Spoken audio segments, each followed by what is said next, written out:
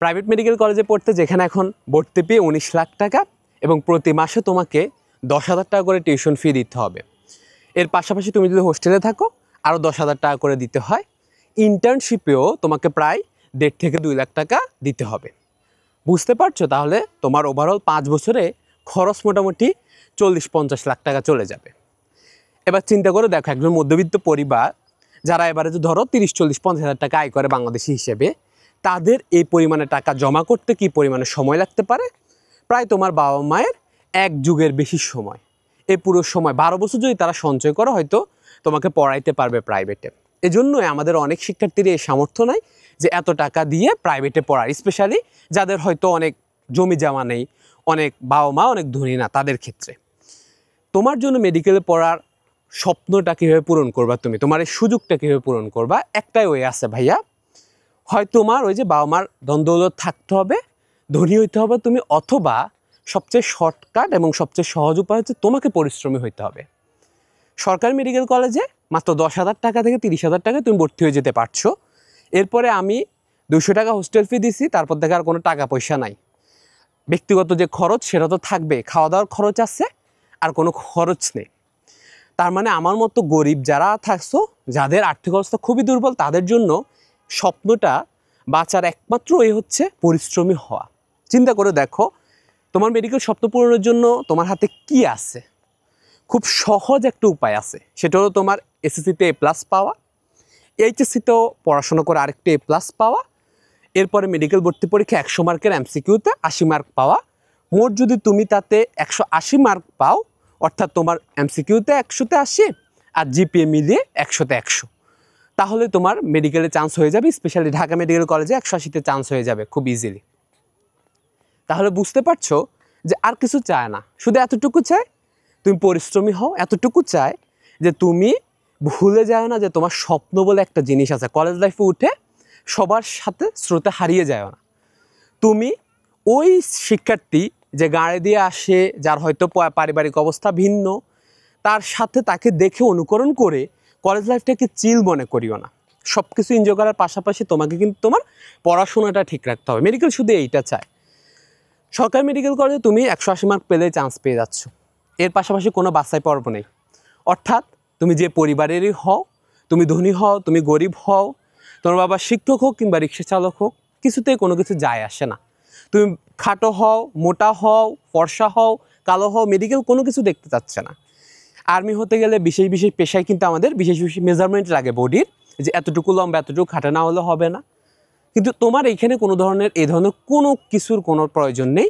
তুমি জাস্ট পড়াশোনা করো, তুমি জাস্ট অন্যদের যে ভুলগুলো করছে, অন্যরা যে সিরিয়াস হচ্ছে না সেটা তুমি সিরিয়াস হও। অন্যরা কলেজ লাইফটাকে নষ্ট করবে, তুমি সেটা করবা না। অন্যরা এই কলেজ লাইফটাকে মনে করবে এনজয় করার জায়গা, প্রেম করার জায়গা, রিলেশনশিপ করার জায়গা, বন্ধুবান্ধবের সাথে আড্ডা দেওয়ার জায়গা, তুমি সেটা করবা না। তোমার কাজই হচ্ছে যে না, আমাকে অবশ্যই আমার গোল, আমার পড়াশোনা, আমার স্টাডি, এটা আমাকে আগে ফোকাস ঠিক রাখতে হবে। এই জায়গায় যদি ঠিক থাকে, তারপর এক্সট্রা সময় আমি অন্যান্য কিছু করব। এই সিম্পল কাজটা কিন্তু আমরা বেশিরভাগ শিক্ষার্থী করতে পারবো না। এই জন্যই ভাইয়া তোমাকে একটা গাইডলাইনের মধ্যে রাখতে চাই। প্রজেক্ট ডিএমসি এনে ভাইয়া তোমাকে এখন থেকে মেডিকেল অ্যাডমিশন কোচিংয়ে যা যা করানো হবে সেগুলো করিয়ে দিচ্ছি।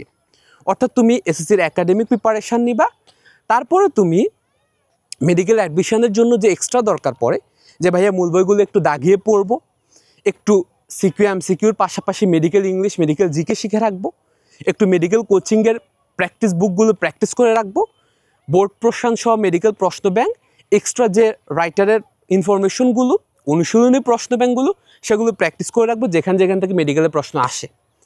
অর্থাৎ তুমি এখানে একাডেমিক প্রিপারেশনে পেয়ে যাচ্ছ, মেডিকেল কোচিং যেটা ওরা ৩ মাসে করায়, যারা তোমাকে ৩ মাসে জাস্ট দাগায় দিবে, সেটা আমরা এখানে এলাবোরেটরি করাই দিচ্ছি, খুবই বড় করে করাই দিচ্ছি, যাতে করে তুমি এখন পড়ার পর্যাপ্ত পরিমাণে সময় পাও।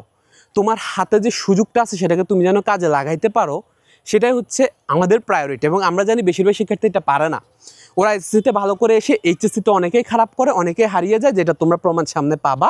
এবং এটাই ঘটবে, দেখবে যে জিপিএ ক্র্যাশ ঘটবে অনেক বেশি। অনেক শিক্ষার্থী যারা জিপিএ পেয়ে এসছে তারা আর পাবে না। তুমি কি এরকম হতে চাও কি না এখন চিন্তা করে দেখো। আমার হাতে আমি তোমাকে দুটো অপশন দিব। এক ভাইয়া, তুমি এখন ৫,৭৫০ টাকা দিয়ে খরচ করে ভাইয়ার এখানে ফিজিক্স কেমিস্ট্রি বায়োলজি এবং মেডিকেল ইংলিশ মেডিকেল জিকে মেডিকেলের যে প্রপার 8 বিষয় সে 8 বিষয় তুমি পড়াশোনা করবা, এটা হচ্ছে তোমার কাজ।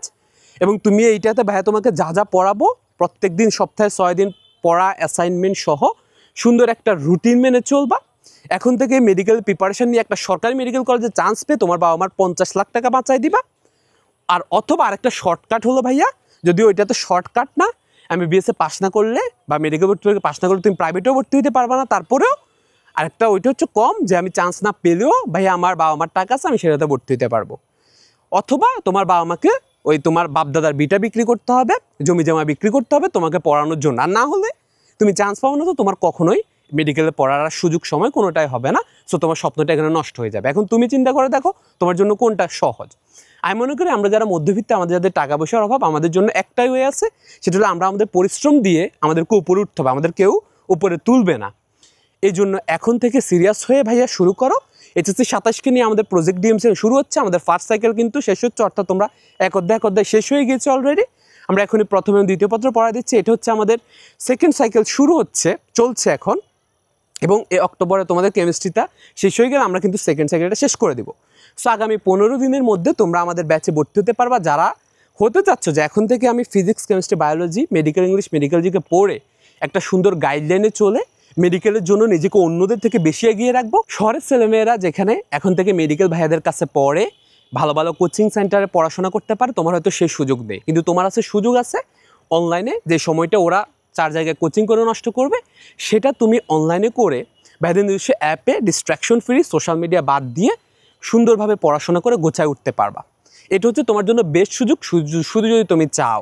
তাই মেডিকেল ভর্তি পরীক্ষায় চান্স পাওয়া আসলে তোমার জন্য অপেক্ষা করছে, কিন্তু তুমি চাও কিনা এটা হচ্ছে সবচেয়ে বড় কথা। তুমি তোমার স্বপ্ন পূরণের জন্য লেগে থাকতে পারবা কিনা এটা হচ্ছে সবচেয়ে বড় কথা। আমি বিশেষ করে তোমরা পারবা। সো যারা এখনও ভর্তি হয়নি প্রজেক্ট ডিএমসিয়ান, কিন্তু আমরা 350 স্টুডেন্ট আমাদের ভর্তি হয়ে গেছে অলরেডি। সো তুমি দ্রুত ভর্তি হয়ে যাও, কেননা এর পরে আমরা যেহেতু এটা 2 বছর তোমাকে পড়াবো আর তুমি ভর্তি হতে পারবা না, আর সুযোগ থাকবে না। আগামী 15 দিন হাতে সময় থাকবে, এই 15 দিনের মধ্যে আমি বলবো ক্লাসগুলো চলছে। সো এখনই যুক্ত হয়ে দ্রুত ক্লাসগুলো করে ফেলো। নাম্বারে দেওয়া স্ক্রিনে যে নাম্বারটা দেওয়া আছে সেটাতে কল করে অথবা হোয়াটসঅ্যাপে যোগাযোগ করলে তুমি বিস্তারিত জানতে পারবে।